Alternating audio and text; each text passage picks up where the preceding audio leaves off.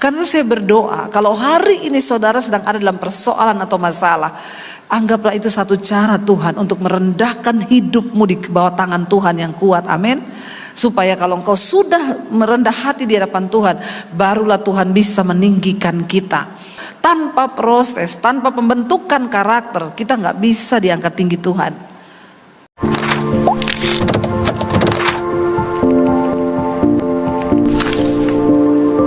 Berjaga-jaga dengan iman kita. Nah saudara, apa yang harus kita lakukan hari-hari ini? Karena saya percaya iblis itu juga tidak berdiam diri.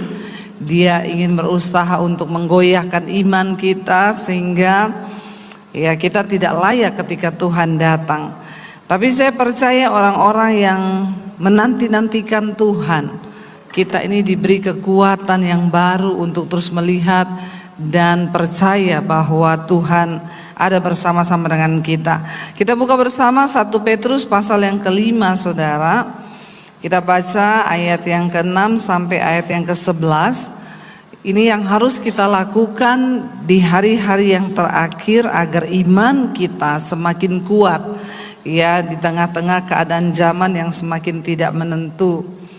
1 Petrus pasal yang kelima ayat 6 sampai ayat yang ke-11. Kita baca dulu yang ayat yang ke-6. Baca bersama 1, 2, 3. Karena itu rendahkanlah dirimu di bawah tangan Tuhan yang kuat, supaya kamu ditinggikannya pada waktunya. Sampai di situ dulu. Ayat ini berkata, yang pertama supaya kita ini kuat menghadapi hari-hari yang jahat. Tidak ada pilihan lain saudara, selain yang pertama dikatakan rendahkanlah dirimu di bawah tangan Tuhan yang kuat, supaya kamu ditinggikannya pada waktunya. Siapa yang mau ditinggikan Tuhan? Kita semua tentu mau ditinggikan Tuhan. Jangan mau hanya ditinggikan manusia, amin.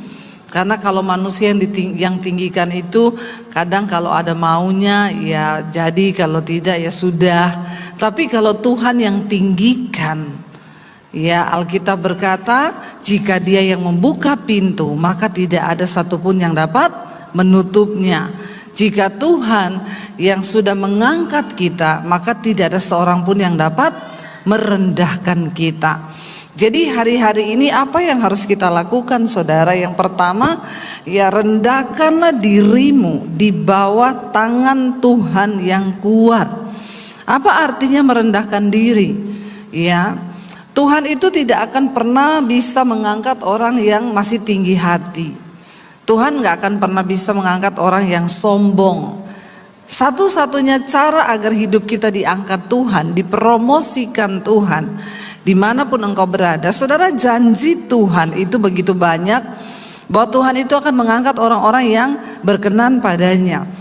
Di mana? Di tempat saudara bekerja, di mana di dalam keluargamu, di mana di tempat pelayanan kita, di mana di kotamu. Tuhan sedang mencari orang-orang yang Tuhan itu juga nggak sabar loh untuk mengangkat saudara dan saya, amin. Tetapi seringkali yang membuat dia tidak bisa melakukannya bukan Tuhan gak bisa, tapi kitanya ini yang tidak layak untuk dipercayakan sesuatu yang besar. Ya, dikatakan rendahkan dirimu di bawah tangan Tuhan. Hanya orang-orang yang datang merendahkan diri kepada Tuhan yang bisa ditinggikan oleh Tuhan. Selama kita masih sombong, apalagi di hadapan Tuhan, maka kita nggak mungkin akan ditinggikan oleh Tuhan saudara. Apa artinya rendahkan dirimu di bawah tangan Tuhan yang kuat saudara? Yang pertama, lakukan segala sesuatu di dalam nama Tuhan Yesus Kristus, amin. Karena banyak orang hari-hari ini bekerja tapi mereka tidak melibatkan Tuhan. Ya, mari Alkitab berkata diberkatilah orang yang mengandalkan Tuhan, tapi terkutuklah orang yang mengandalkan kekuatannya sendiri. Kenapa banyak orang Kristen hidupnya terkutuk? Kita berkata begini, saya ini tidak bikin dosa loh, Saya tidak selingkuh, saya tidak berzina, saya tidak judi, saya tidak rokok, saya tidak pergi ke pohon beringin untuk berdoa. Tapi kok kayaknya hidup saya ini seperti terkutuk. Kenapa saudara? Karena Alkitab dengan jelas berkata, terkutuklah orang yang mengandalkan dirinya sendiri, yang mengandalkan kekuatannya, yang mengandalkan kepintarannya, yang mengandalkan keakuannya sendiri. Tapi diberkatilah orang yang mengandalkan Tuhan. Contoh simpel, apapun yang kita mau lakukan, libatkan Tuhan, saudara. Bapak-bapak, ya bukan berarti ketika kita kaya kita nggak lagi mengandalkan Tuhan loh. Saudara mau berbisnis, libatkan Tuhan di dalam bisnismu. Jangan pernah kau putuskan dengan kekuatanmu sendiri. Orang yang merendahkan diri di kaki Tuhan, dalam segala perkara dia bawa di dalam doa. Ya, saudara mau beli rumah, bawa dalam doa, amin. Apalagi yang nggak punya duit, harus bawa dalam doa. Sedangkan yang punya duit harus berdoa. Apalagi yang tidak punya duit, itu lebih lagi doanya harus kenceng ya. Jadi saudara, bukan soal kita miskin atau kaya. Mau kita kaya, mau kita miskin, apapun yang kita lakukan, bawa di dalam doa. Tanya Tuhan dan berani berkata, Tuhan, kalau ini bukan rencanamu, gagalkan dalam nama Tuhan Yesus. Amin. Bapak-bapak pernah ada yang berdoa begitu? Ada ya. Itu tanda kita ini sungguh-sungguh mengandalkan Tuhan. Yang pacaran, yang muda-muda, ya, seberapa besar pun cintamu, kau harus berani berdoa, Tuhan, kalau ini bukan jodoh dari Tuhan, maka putuskan dalam nama Yesus. Amin. Jangan ngebet, dalam nama Yesus tetap dia jadi jodohku. Apapun yang terjadi, dia jadi jodohku. Itu namanya kau memaksa diri. Ya, jangan saudara. Dan orang-orang yang belajar merendahkan diri, mengandalkan Tuhan, mengandalkan keputusan Tuhan, mereka pasti akan berbahagia. Amin. Saya selalu bilang sama anak saya, ingat ya, di hidup ini hormati Tuhan. Kalau kau hidup menghormati Tuhan, maka engkau pasti diberkati dan pasti Tuhan tinggikan engkau. Tapi kalau kau tidak menghormati Tuhan, maka jangan mimpi, ya, jangan mimpi. Mau sekaya apapun engkau, orang tuamu, kalau kau tidak menghormati Tuhan, saudara, nasibmu kasihan. Kita harus menghormati Tuhan. Tandanya apa? Dalam hidup ini kita menjauhi dosa. Orang-orang yang sombong, ya, mereka terus melakukan dosa tanpa berpikir, dipikir Tuhan tuh enggak tahu, dipikir Tuhan tuh enggak lihat. Ya, saya percayalah di gereja sini sudah enggak ada lah yang selingkuh-selingkuh. Amin. Aminnya kok enggak rela ya. Ada apa enggak? Ada ya? Banyak atau tidak? Tapi memang dosa perselingkuhan ini di mana-mana ada. Ya, bukan cuma di kalangan artis terjadi kawin cerai, perselingkuhan. Ini menebar ke semua sisi perselingkuhan ini, bukan cuma dari artis, pejabat, sampai ke pembantu, tukang ojek, semua kena yang namanya roh persinahan ini.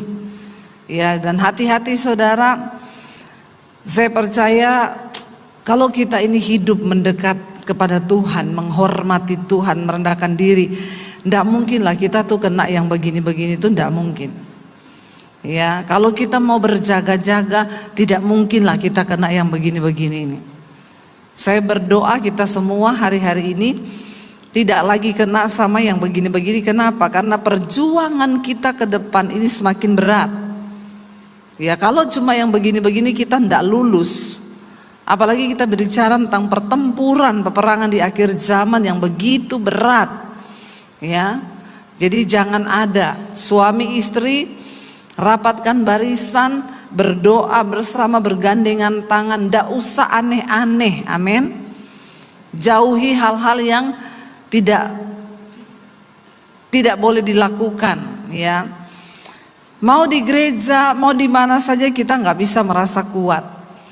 Kita tidak bisa berkata bahwa kita sudah berjumpa dengan Tuhan Yesus kalau hidup kita belum diubahkan. Orang yang berjumpa dengan Tuhan Yesus secara pribadi terlihat ada perubahan di dalam hidupnya.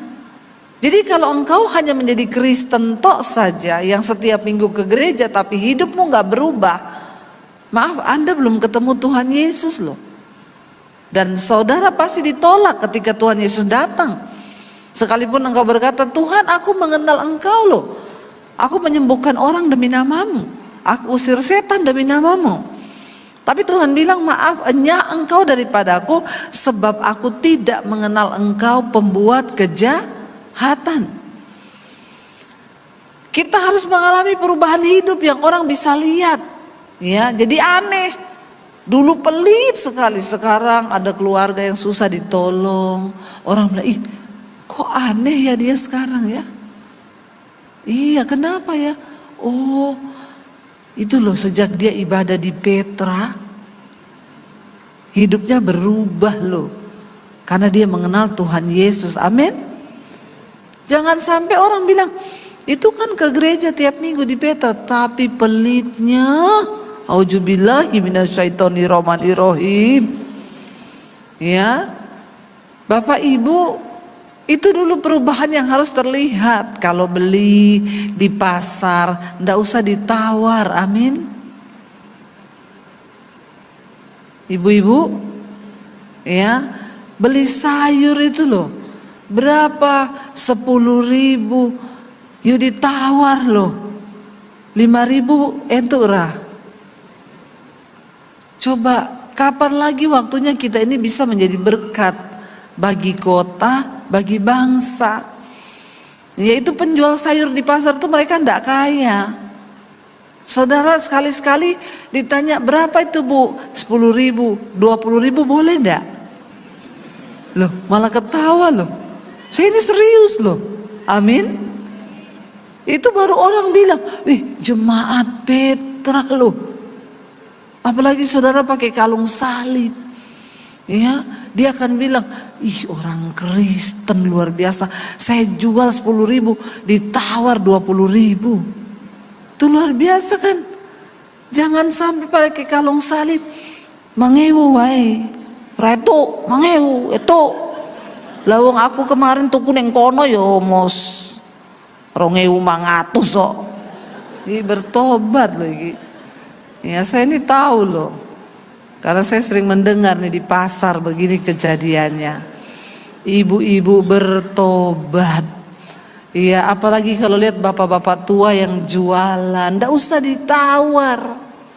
Saya bersyukur ada ibu-ibu bersaksi. Bu Debi terima kasih ya, karena saya mendengarkan khotbah ibu. Ada bapak-bapak tua jual sapu lidi di rumah.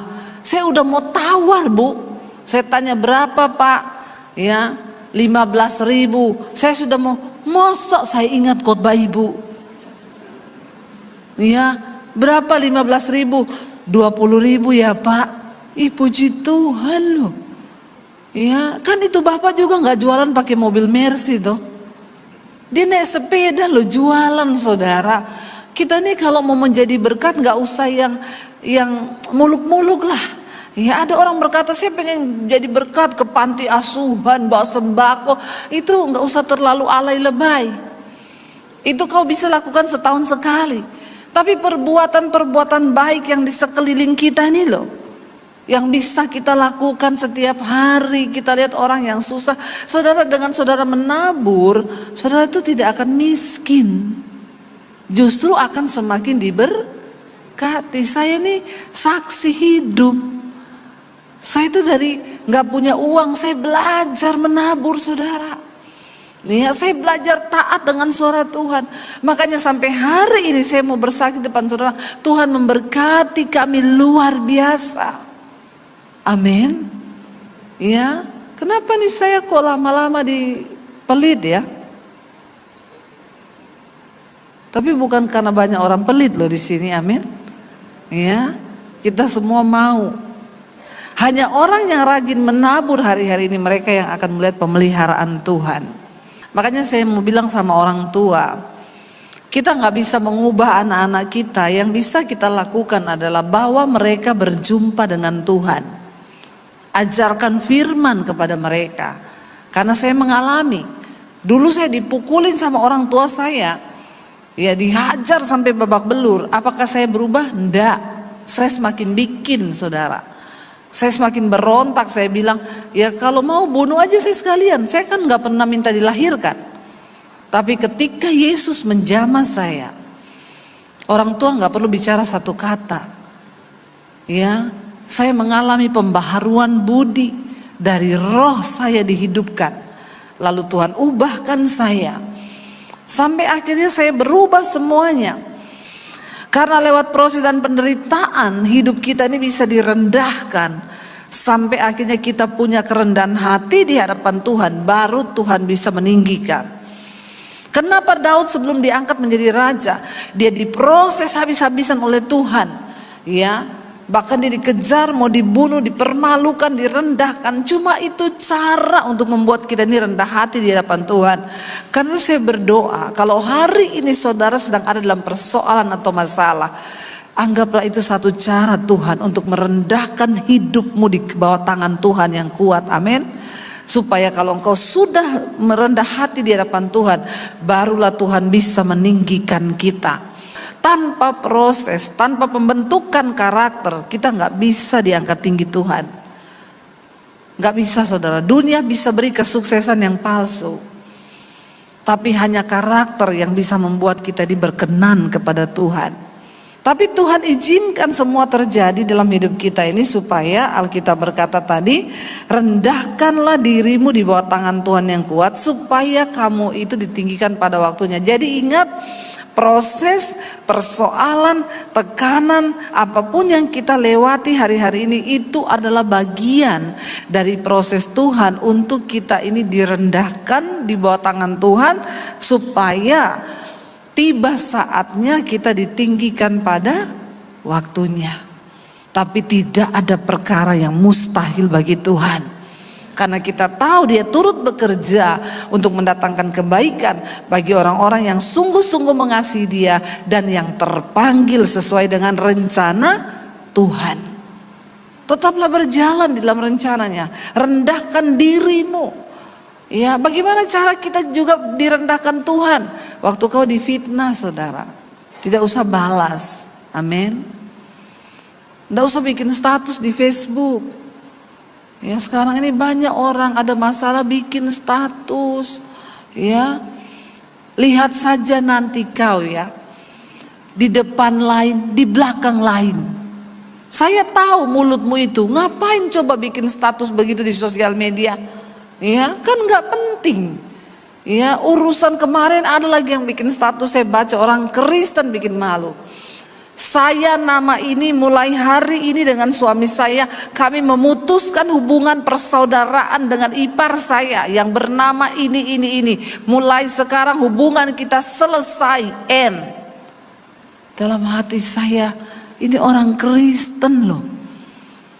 Dia bikin status di Facebook seperti itu. Coba saudara, ya, kalau ada masalah, seberapa berat pun engkau difitnah, engkau ditekan, berbahagialah.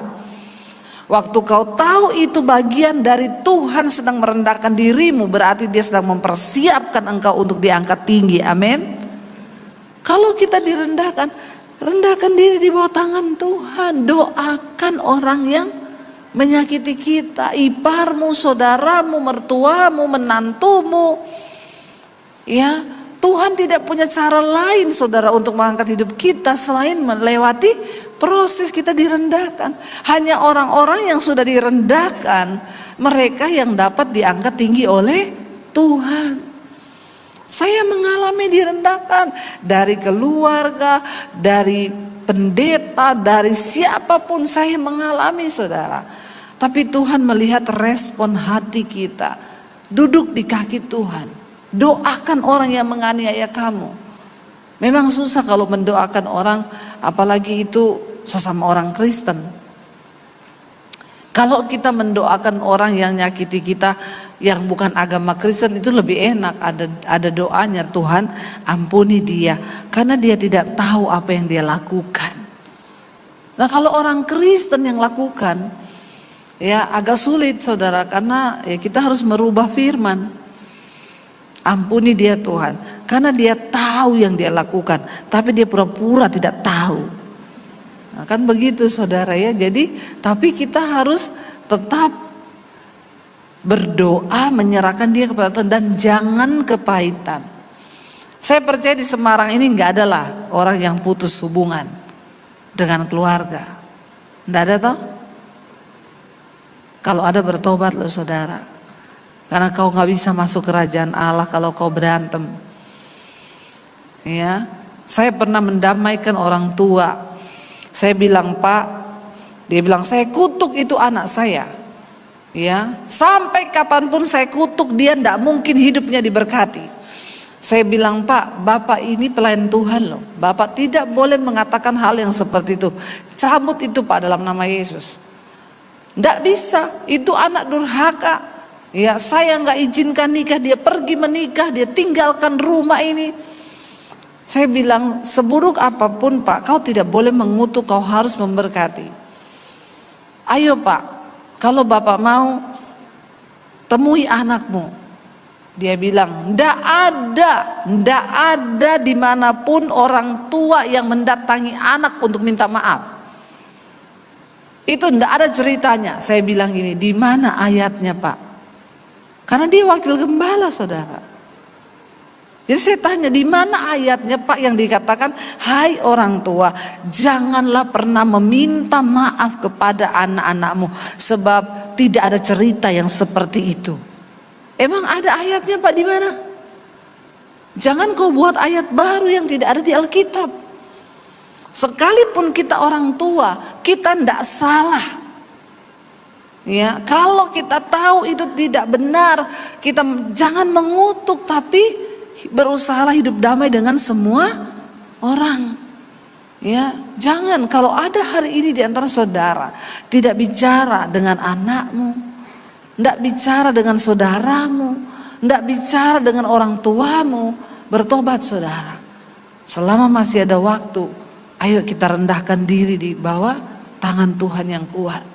Merendah aja, itu kunci untuk kita ini dipromosikan Tuhan. Merendah saja itu kuncinya untuk kita bisa mengalami peninggian Tuhan. Lalu yang kedua dikatakan di sana, ayat yang ketujuh, serahkanlah segala kekhawatiranmu kepadanya, sebab ia yang memelihara kamu. Hari-hari akhir zaman ini banyak orang mengalami kekhawatiran. Tapi ada satu cara, Alkitab berkata, khawatir itu wajar nggak bagi manusia? Wajar. Kita semua bisa khawatir. Pendeta bisa khawatir enggak? Bisa. Jemaat bisa khawatir? Bisa. Ya, kita semua bisa khawatir karena itu manusiawi. Tapi Alkitab berkata, ketika engkau khawatir, serahkanlah segala kekhawatiranmu kepadanya, sebab ia yang memelihara kamu. Waktu engkau khawatir, duduk di kaki Tuhan. Kau khawatir tentang anakmu, duduk di kaki Tuhan. Saya sering kali khawatir tentang anak-anak saya. Tuhan, nanti jodoh mereka itu bagaimana ya? Tapi begitu kekhawatiran itu datang, saya langsung cepat berkatakan, dalam nama Yesus, anakku ada di dalam kendali-Mu Tuhan. Saya nggak mau kekhawatiran itu merebak dalam hati saya, dalam pikiran, dalam iman. Itu yang bikin kita ini akhirnya tidak mempercayai Tuhan dalam segala perkara, dalam apapun, saudara. Ada satu kisah di dalam Alkitab, dalam 2 Tawarik pasal 25, saudara. Ada seorang raja di Israel yang bernama Amasya. Pada waktu itu kerajaan Israel terbagi atas dua, ya, yaitu Yehuda dan Israel.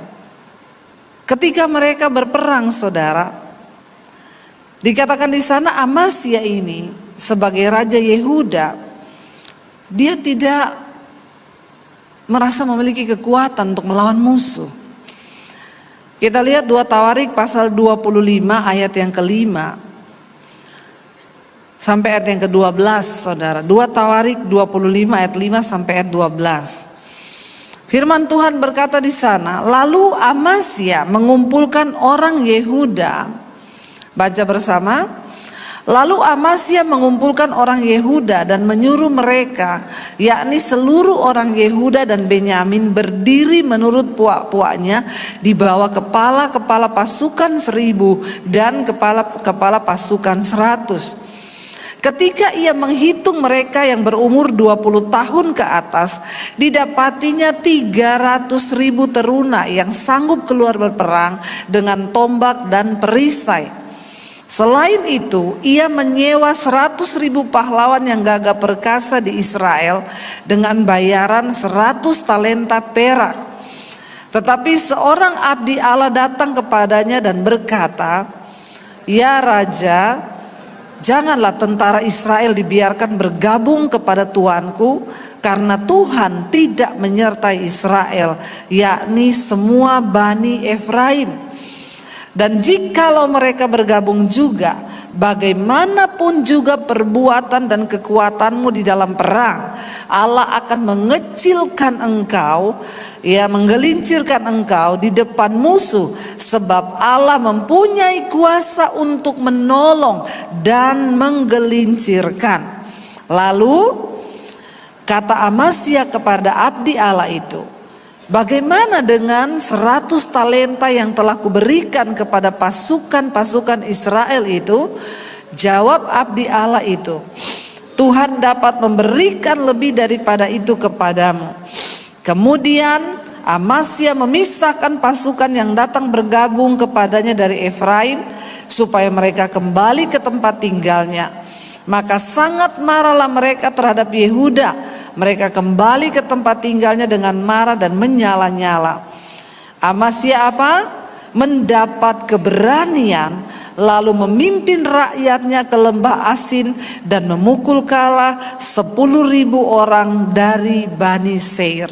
Saudara, ketika Raja Amasya akan bertempur melawan Bani Seir, dia merasa kekuatannya tidak seberapa. Dia merasa, aku gak punya kekuatan pasukan untuk melawan Bani Seir yang begitu besar. Lalu dia tergoda untuk menyewa pasukan-pasukan dari Israel. Ya, dia ini dari Yehuda, saudara. Pada waktu itu terbagi dua kerajaan. Dan ketika dia sudah menyewa, dia pikir saya harus menambah kekuatan dengan tentara Israel yang gagah perkasa untuk menyerang Bani Seir.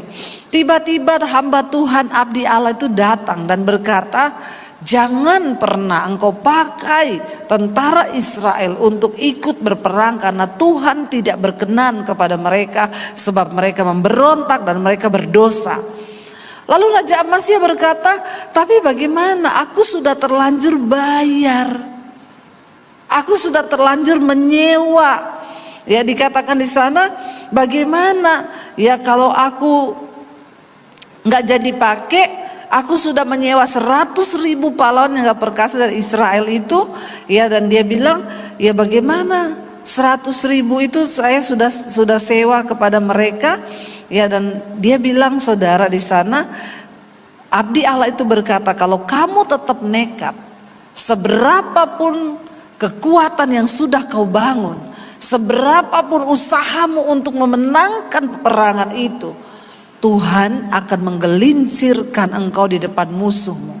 Saudara, kita ini tidak punya kekuatan apa-apa. Tetapi orang-orang yang mau mengandalkan Tuhan, saudara, mereka akan melihat penyertaan Tuhan. Artinya apa? Jangan pernah pakai logika kita untuk coba menolong Tuhan. Tidak peduli sekecil apapun kekuatanmu hari ini, waktu kau berserah kepada Tuhan, maka Dia sanggup bertindak. Yang terpenting adalah kita punya ketaatan. Ketika abdi Allah itu menegur Amasya dan berkata bahwa ya jangan pernah engkau gabungkan. Dia bilang tapi saya sudah terlanjur bayar. Tapi abdi Allah itu berkata Tuhan sanggup memberikan lebih daripada apa yang sudah kau keluarkan.